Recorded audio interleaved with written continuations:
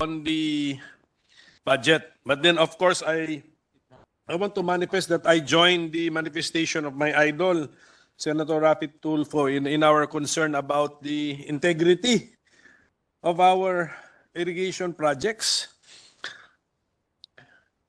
Dito, ang laki ng binubuhos kasi sa NIA to support the production of basically rice production. Basically, ang sinusuportahan nito. Tama po ba ako, ma'am? Yes, that's correct. Yes, And not only the budget has gone up and down, even its administration and supervision is now back after being shifted from DA to OP Back. and then back to DA. And now I believe it's under OP. Is that correct, Administrator?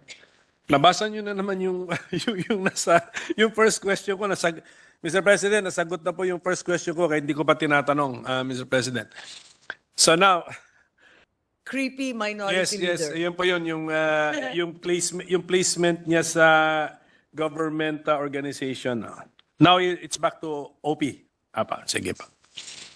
Ito lang po napansin ko, Mr. President. Okay. 2025 NEP. Therefore, President's recommended budget level po ito ng kanyang agency directly under the Office of the President, 42.5 billion pesos. Is that correct? That's correct? Yes, that's okay. correct. Our committee report, which the sponsor is now defending, the level of the budget for NIA is 41.4 billion pesos. Is that also correct? No, that's not correct. I Oh, sige think we've made some adjustments. What is it, ma'am?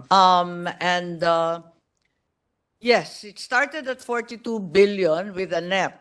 And thereafter, lump sums were added in the Congress. And also in the NEP, at the same time as they added, they also removed from the NEP the assistance to farmers, the heavy equipment, and locally funded projects. What we did in the Senate version is firstly delete all the lump sums because I believe, as Senator Tulfo highlighted, that this is the source of confusion and potential corruption because there are no line items, there is no identification of individual projects or even their location. So as a result, the subcommittee deleted 51.135 billion worth of lump sum increases in pump irrigation, communal irrigation, national system irrigation. So nagtanggal po ako na napakalaking halaga. Pero at the same time, which ended up in the budget being 41 billion as the minority leader cited earlier. Yun yung mga tinanggal ko yung lump sums first. Correct. But Plus, thereafter, we also restored 6.135 billion. And this has to do with the farmers' assistance, the heavy equipment, locally funded, and so on, bringing us to 6.135 billion, or now a new total of 47.558 billion. Sorry po for the confusion, but Correct, I thank felt you. compelled to remove the lump sum. yes, so, okay, so, yung locally funded, which are projects, which are found in the NEP, which we also restored, coming from the GAB, we restored it. Ano po yun? Because locally funded means yung source of funds lang, but it doesn't give us a hint of what these are, di ba? What is the nature of the project? Yes, among the locally funded, 6.1 billion are the pump irrigation, the heavy equipment, the contract farming, or or farmer subsidy, and then Libang River Irrigation, Agusan Sur, Lower Apayao in Apayao, Maridagao, Kadingilan Irrigation, Bukidnon, Balog-Balog, unfortunately, Phase 2 of Tarlac. Yun, the one that's magkano not- yun? Sample. That's the 221 million po. Tama. We restored it because we have to start Phase 2 urgently, no matter what. And that became 6.1 billion. This is what we restored from the House version, which was deleted by GAB. Oo nga, but yun na nga, which we find unusual or intriguing because the House deleted around 6 billion, tama ba? Around 6 Yes, billion. that's correct. And yet ended up being 53 billion pesos more than the NEP level. So, That is correct. kung nagbawas sila ng 6, so they added 59 billion pesos new projects, Yes, new ideas. they added 56.135 billion in lump sums po. Oh, okay. How were these presented po? These are one item or one item. The biggest item is the pump irrigation sub-program of 44.385 billion. That's a single procurement contract. pump irrigation? Okay, sige po. So, The others are smaller. The National Irrigation Sub-Program, 4.722. And we restored some of it. And the Communal Irrigation Sub-Program, we restored also, but strictly in accordance with the NEP. so mas naging kamukha ng Parang bumalik po tayo sa NEP. yes, yung sa Senate totoo lang. Committee report actually mas kamukha na ngayon siya nung NEP. Okay. That's correct. Correct. So, Natatakot po ako sa lump sum. pero can I ask Nia, itong na-prioritize na project ng House, siyempre we should also look at the the logic or the motivation or the essence of the proposal. Meron ba kayo nitong pump irrigation project na ito? Kahit wala mo na yung amount, but meron ba kayo nito? Meron. At magandang project po yan. Okay. Magkano po sa NEP?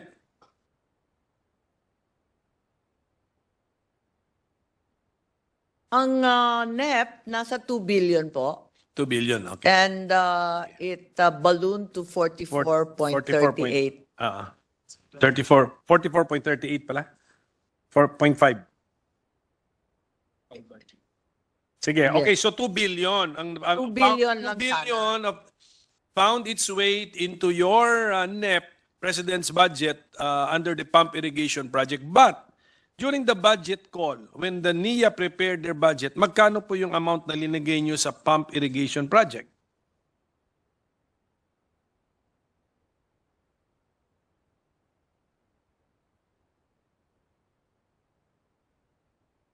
Yes, the maximum requested and submitted to the DBCC was under 25 billion. 20, sige, okay. Okay, speed na para lang makita ko. So, agency, you have this project, 25 billion, approved by DBM, 2 billion, found its way to NEP, 2 billion. House says 44 plus billion pesos. And then, committee report brings it back to 2 billion. 2 billion? Did we bring it back to 2 billion? When we... Yes, that's Yeah, correct. Okay, sige. Okay, so I think, Mr. President, more or less, I understand now the behavior of the budget of NIA. It reminds us, buti dito po ang acting majority leader natin si Senator JV, parang DOTR budget din na parang ang layo pagdating sa GAB, ang layo niya sa President's budget. Meaning to say, parang nag-act ng executive yung yung House of Representatives na mas marami silang ideas na for execution ng executive agency na ito. So siguro kailangan lang natin ng more siguro coordination, siguro from the very start, maybe when the agency's budget is being formed or being finalized, dapat siguro may consultation. Ang layo kasi tandaan nyo, ang House, they're also district representatives of the people. So, Yes. Sila? Having been member of the House for 12 years, I know the parochial concerns and the desire to perform. Pero kinabahan po ako from 2 billion naging 44. 44, yes. Kaya nga. So, sa point of view nila, ito po ay isang priority and flagship. Naging na priority, flagship pa kasi talagang bubuhusan ng pera, and yet from the executive processes parang hindi. So I think we need more coordination. So balik na naman tayo dun sa PLLO na kailangan niya maging effective na tulay. Kailangan siguro makita natin. Siguro sa next year's budget process, take into account ninyo na ang pressure sa House is 44 billion. Ibig sabihin nun, mayroong clamor. There's a clamor. That's right. The people's representatives on a district level, they put value dun sa project ninyo. Yun ang gusto nilang buhusan ng pera eh. Oh. Which is why, for the record, Minority Leader, I think it's not too late, and I urged our Senate President as well as the Chairman of the Finance Committee that during the BICAM we can talk about these huge differences between the House version and our version so that we can come to a reasonable and enlightened compromise. Siguro last na lang po. Can the NIA head tell us more about the pump irrigation project? Ano ba yan? Bibili ng pump?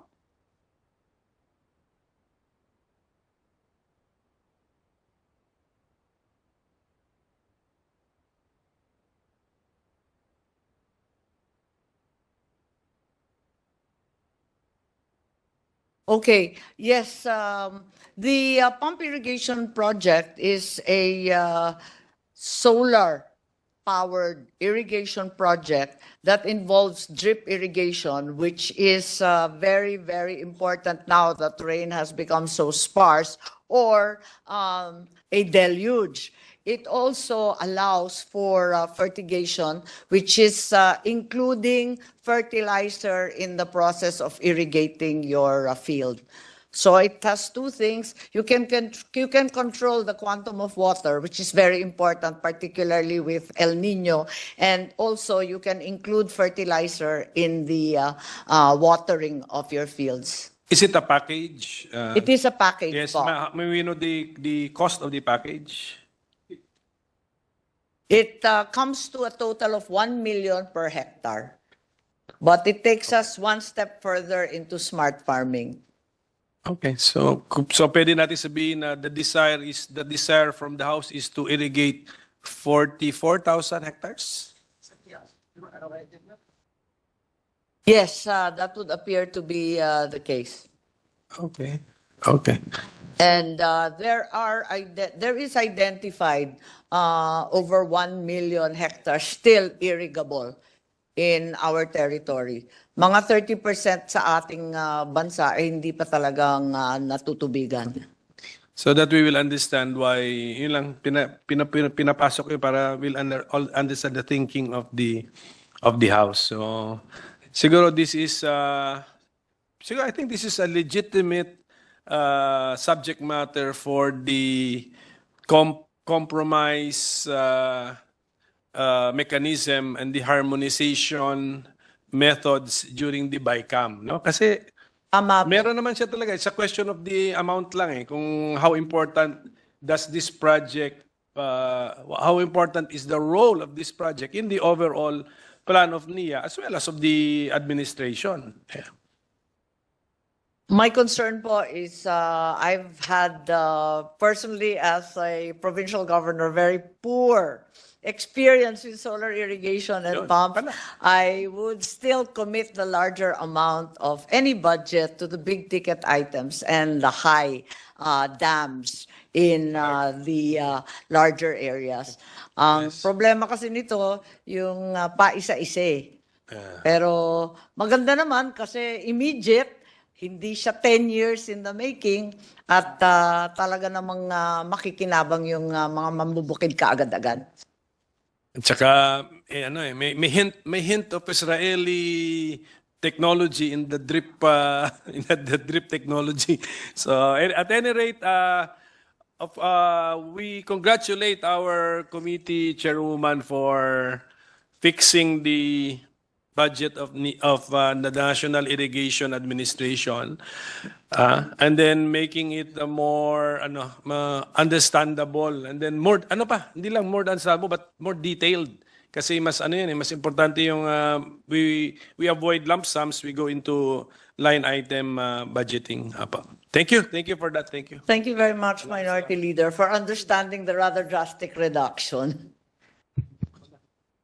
Mr. President, next to interpolate is our Deputy Minority Leader, Senator Risa Ontiveros, who has some concerns on the National Commission of Senior Citizens. I move that she be recognized. We recognize the Deputy Minority Leader, Senator Risa Hontiveros.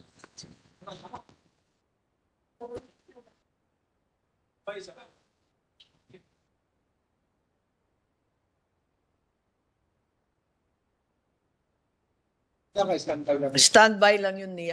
Pero yung National Senior Citizens, hindi ko pa na i-sponsor o na-endorse. Kasi pinapapostpone yata ni Senate President kasabay ng DSWD bukas. Tama po ba? Session suspended.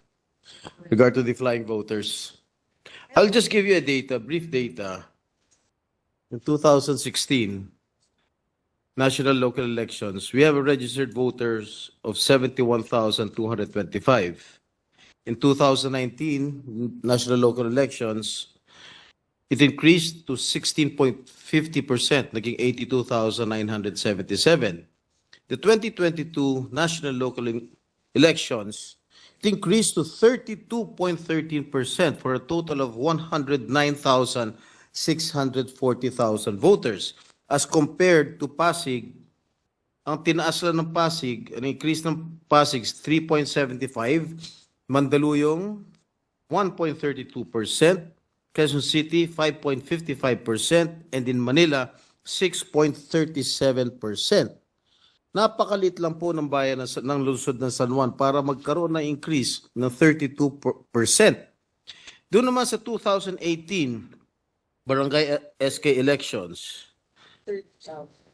ang registered voters po namin ay 75,037. Sa 2023 BSKE elections, it jumped to 106,823, an increase of 42.36% as compared to Pasig 9.95%, Mandaluyong 5.5%, Quezon City 14.91%, and Manila 15.86%. Bakit po ganun?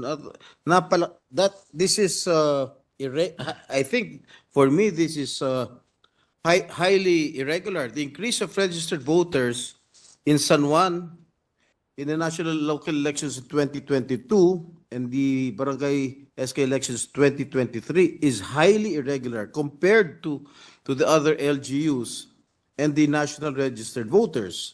What can we do about this, Madam Sponsor? Yes, thank you very much, Senator and Mr. President. As in the Makati case, the COMELEC decries the fact that despite the very apparent ballooning of the number of voters way past the average, the problem was that no one filed a petition for exclusion of these newly registered or transferred voters. As a result, the COMELEC could not on its own remove them from the lists. That's the problem because there is in fact the case Quintos versus COMELEC, wherein barangay certifications continued to be upheld as primary evidence of residency and of identity. Sana, unang-una, may nagpetition for exclusion katulad nung kaso ng Makati. Pero on its own, ang hinihiling ng COMELEC base sa natuklasan ng kanilang task force, sana wag nang gamitin ang barangay certification as proof of residence. Once and for all, ipagbawal na sana yan. Yan ang hinihiling ng COMELEC at kung maari, magpasa daw ng bagong batas hinggil sa pagbabawal nito. It is likewise the understanding of the chair that the COMELEC put up a task force precisely to look into this, not only for Makati, but wherever this may have occurred. Would that be correct? Yes, that's correct. And the task force unanimous recommendation is, in fact, for barangay certifications no longer to be accepted as proof of residence. Ganito rin, tulad ng sinabi ni Senate President, ang mga pangyayari hindi lamang sa San Juan, sa Makati, kundi sa Cabanatuan, CDO at Tawi-Tawi, among others. Well, do you think this is highly irregular? Kasi as compared to the other cities here in Metro Manila, San Juan lang, which is second to the smallest city in Metro Manila, ballooned to around 42% as compared to itong mga ibang kalapit bayan. Tama po. At sang-ayon ang COMELEC sa inyo. Kaya nga lang, wala silang kapangyarihan na magtanggal ng mga botante. Ang maari lang, may mag-file sa korte ng exclusion sa pagtanggal nitong mga ito. Ang recommendation na lamang nila, kung maari, maghahain ng kaso sa DILG laban sa mga punong barangays involved. Oh, yes. Na We'll do bigay that. ng bigay ng iba't ibang mga certification, nakaduda-duda naman. At tulad ng sinabi mo ninyo, sadyang lumolobo ang numero ng botante. And additionally, they cannot possibly fit in the area very much like what happened in Makati where they used, I believe, correct me if I'm wrong, Senator Binay, a singular and the same address, which would cover several hundreds of people. Tama po yun. Talagang kababalaghan na nangyari po sa Makati. Nakita natin, binawasan ng 10 malalaking barangay, pero ang laki ng dinagdag sa botante. You know, if these issues will not be resolved, no other candidates from other parties will never have a chance of being elected as public officials in San Juan. Laging kung sino man ang sabihin ni nung gagong mayor namin doon, yun lang ang boboto nila. Wala nang pagkakataon dahil meron sila 30,000 flying voters. O ito pa. Mr. President, I have perhaps we here. can, with the permission, No, don't strike it out. Mr. President, perhaps we can ask the Secretariat to delete some unparliamentary remarks. Gago talaga eh. Anyway, Mr. President, I have here a copy of the COC of one candidate for councilor in San Juan. Ang address niya, Unit A and Domingo. Unit A and Domingo. Napakahaba po ng kalye na and Domingo. Walang building, walang Walang number. building, walang numero. Walang building, Ay, walang numero. masaya siya. Ano magagawin natin dito? O, nakatira rin po ako sa San Juan. Kahaba-haba ng kalsadang yan. Hindi taga San Juan ito. Basketball player. Well, I do not have anything against basketball players as long as they are legitimate residents of San Juan. Pinununan ng basketball player yung sangguniang panlunsod sa San Juan. Hindi naman mga taga San Juan. What are we going to do with it? Dapat, yung EO ng San Juan, dapat they exercise due diligence. Ba't tatanggapin itong COC na Unit A and Domingo? Anong klase ba naman to? Ang tama po kayo. Sabi nga ng COMELEC, kung maaari, unang-una, sila na mismo ang maghahain ng kaso laban sa mga punong barangays na kung ano-anong certificate of residence ang ini-issue. Pero sana po, yung mga nag-o-object sa mga numero na nakakasindak, na karagdagang botante, kung maaari, mag-file din ng exclusion suit Well, I sa think ating somebody filed already a disqualification case against this particular candidate. I hope the COMELEC will act upon it immediately para matanggal na sa balota yung pangalan nitong kandidatong ito. The understanding of the commission is that it's not a disqualification of a single candidate that has been filed or has reached them, but rather the annulment of the entire list of voters of the city of San No, Juan. I think they have to check. I think somebody already filed a disqualification case No, for the candidate, non-resident, distinguished sponsor, not the list, for the candidate. for the candidate itself. Perhaps they just received the cancellation of the COC. Yes. Kaya lang, nag-lapse na yung panahon, di ba? Or okay na? Okay pa? Okay pa. Eh, dapat, Oh, okay pa raw. Okay pa raw. Pero ang pinakamabilis at kayang-kayang gawin ng COMELEC, syempre itong sa mga kapitan at sa DILG. yes. Okay, I will adhere to it. But sana ma-action kaagad ng COMELEC itong disqualification case against this particular candidate. Rest assured, Senator, that the commission will act on the disqualification case very expeditiously. Thank you very much, Mr. President. Thank you, Senator Estrada. Majority Floor Leader.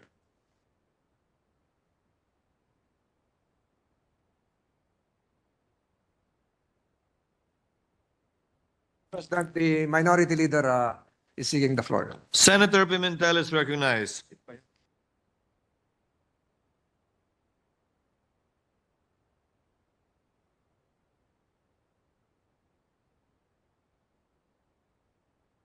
Thank you, Mr. President, with the permission of our sponsor. You may proceed, sir. Well, this will not repeat the earlier interpellation of the Deputy Minority Leader, but just to give the COMELEC some practical feedback. Kasi po kami we deal with the, being candidates, we deal with the COMELEC. Ngayon, example, 2 beses na po nabanggit yung sa manifestation or intervention po ni Senator Binay, Senator Jinggoy Estrada, exclusion. Sabi, file a petition for exclusion of the voter in court. Pero ang basic document kasi dyan is the voter's registration ng tao. Eh kung ang experience na ba namin, when we ask from COMELEC information about the voter's registration of a person, they cite data privacy and they do not give us the basic document needed for that petition. So ako'y nag-worry lang ako na the law recognizes a citizen's or a constituent's right to file a petition for exclusion, and yet the referee in the election, the Commission on Elections, will not allow the access to that basic document you need. Well, the commission says that perhaps a delay or an omission occurred, but certainly with a formal request, all said information will be provided by COMELEC. No, this is a feedback actually. This is feedback based on actual experience. Denied na sa EO level, denied sa regional director, denied sa ED level. So they have been denying it. So ang gusto ko sabihin, instead of giving life to the remedy allowed by law, the COMELEC is making it more difficult. There apparently is a data privacy officer in COMELEC, and the requests for information are filtered by him, at which said information should be provided. That's why I'm giving you actual experience pa ito, actual recent experience na denied na po from the level of the EU all the way to the ED. So I think there is a precedent being cited the time ni Chairman Brillante. So siguro it's about time that you to revisit it, Mr. Chairman, and the Commission itself. Kasi unless disagree kayo sa akin that unless disagree kayo, ganito kasi pagkaintindi ko, there's a remedy, di ba? If there is someone that you want to question his or her registration as a voter, there is a remedy. Then you file in court. But what does logic tell us to be the basic document that you need? You need to allege that he registered as a voter. Pero yung mismong papeles na yun, hindi talaga binibigay. So I think COMELEC has to revisit their practice, Mr. President. Yun lang.